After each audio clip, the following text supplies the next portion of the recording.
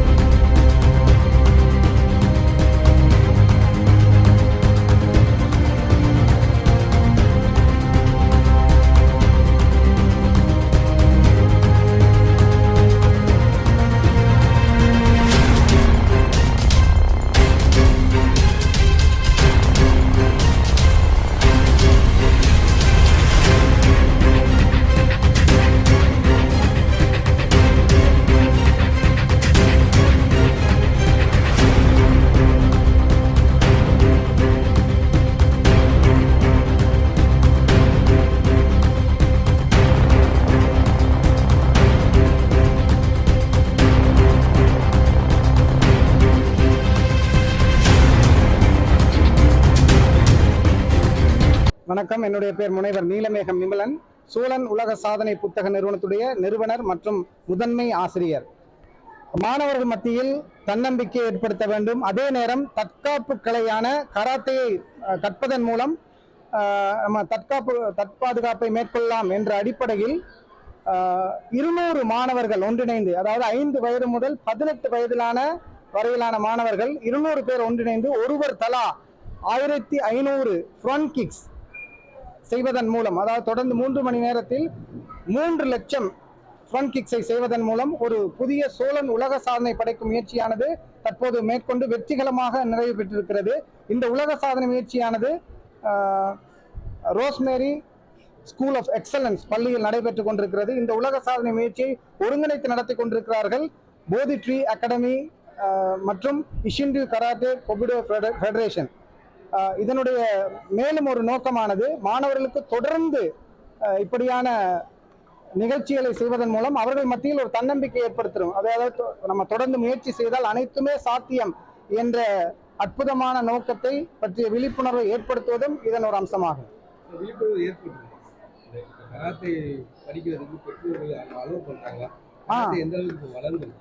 இன்னைக்கு அதாவது எல்லாருமே என்ன நினைக்கிறாங்கன்னு சொன்னா, தற்பாதுகாப்பு என்ற ஒரே நோக்கத்துக்காகத்தான் மாணவர்கள் இதை கற்றுக்கொள்கிறான்னு நினைக்கிறாங்க. அதை தாண்டி இன்றைய காலகட்டத்தில் மசில் மெமரின்னு சொல்லுவோம். ஒரு பயிற்சியை தொடர்ந்து செய்வதன் மூலம் மூளை அதை உள்வாங்கினா தொடர்ந்து, அதாவது வலியை சகிக்கிறது, பயிற்சிகள் தொடர்ந்து செய்யும் போது அனைத்துமே சாத்தியம் என்ற ஒரு உள்ளுணர்வு அவங்களுக்கு வந்துடும், சகிப்புத்தன்மை வந்துடும், எதையும் சாதிக்கலாம் என்ற அந்த தன்னம்பிக்கை வந்துடும். அதான் நோக்கம். அதனால பெற்றோர்கள் இன்னைக்கு எவ்வளோ நேரத்தை கருத்துல கொண்டு இன்னைக்கு அவங்களுக்கான நேரத்தை ஒதுக்கி இந்த உலக சாதனை முயற்சியை செய்யறதுக்காக அனுமதிச்சிருக்கிறாங்க.